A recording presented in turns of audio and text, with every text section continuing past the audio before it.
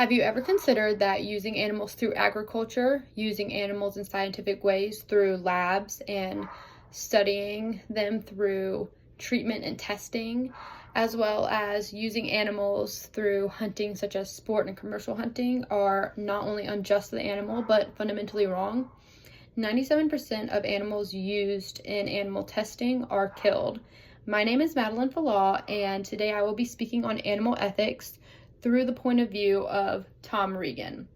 So, Tom Regan is very against the use of animals through agriculture and testing, and his main point is that he understands that animals do not have rational thought like humans do, and they don't have reasoning, but since they can feel emotion and they can feel things such as pain, they are considered valuable. And so, because they are living beings and they feel that pain that humans put them through, they are considered valuable. And us as humans cannot use them for our own benefit.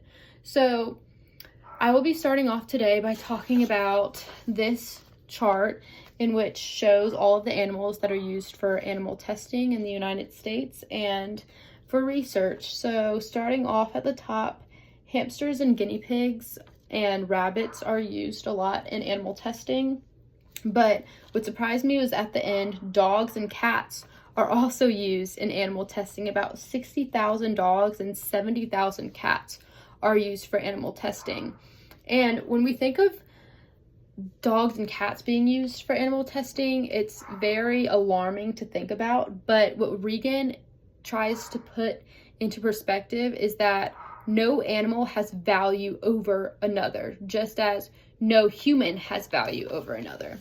So he has many main points in his argument. Some of his points are the indirect duty view. He deconstructs contractorism. He speaks about the values of a human and the values of animals. And then he also speaks about the fundamental and moral wrong that we do to these animals.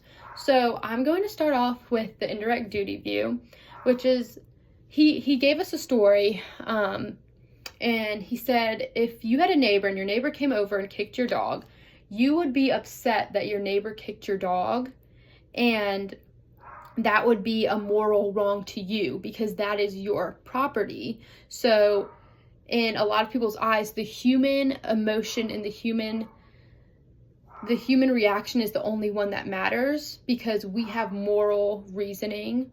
But he pushes back to say that that is not correct at all because the dog feels the pain and the dog probably has a reaction to being kicked. So not only are you upsetting the owner, but you are also harming the dog, and the dog has value. So that is morally wrong to kick the dog because it has value.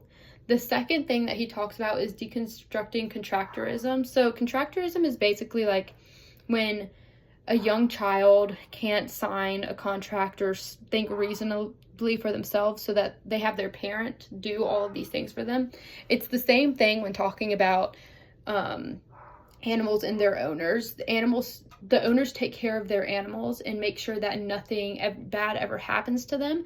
But Regan thinks that this notion is very inadequate because us as humans are forgetting the other animals that have the same value as the animal that they own, but they forget about them. So in animal ethics, we have to view all animals as the same and have them have the same value. The next thing that I'm going to talk about is the value of humans and the value of animals. So as a human, you should, and I say should for a reason, because not all humans do, but you should be able to write, you should be able to speak, you should be able to do certain things such as math or even like build a table, but not all humans can. Does that mean that they are any less valuable than the humans that can? Well, most people would say no, that's not correct. Just because a human, such as a baby doesn't have moral reasoning or rational thought, but that doesn't mean that it's morally okay to harm a baby. So why do people think that it is okay to morally harm an animal? This is like saying this is like speaking about someone in a vegetative state.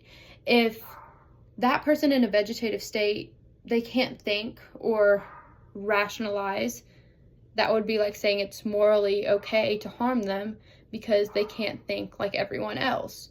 But Regan says no, this is not correct, and it's the same thing with animal ethics. Animals cannot reason and they cannot think rationally, but they can feel things, and they're living beings that can feel pain, so it is morally wrong to harm them. The last thing I'm going to be talking about is the fundamental and moral wrong. So Regan says that a lot of people think of the systematic wrong when we talk about using animals through animal testing, and people are upset by the conditions that the animals are in, as well as the suffering that leads up to their death. But Regan really focuses on the fundamental wrong, which he says is the animal's death. The fundamental wrong that we do as humans is we put ourselves as higher and value animals as very low and use them for our own benefit. And Regan says that animals should not be made just for the human benefit, and that we as humans are very selfish in this way. So overall,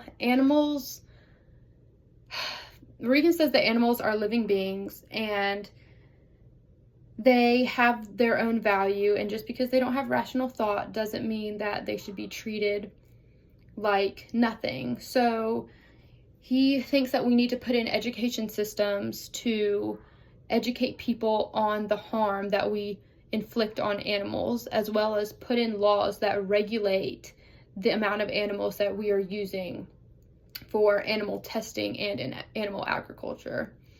That's all I have to say about Tom Regan and his views on animal ethics. Thanks for watching.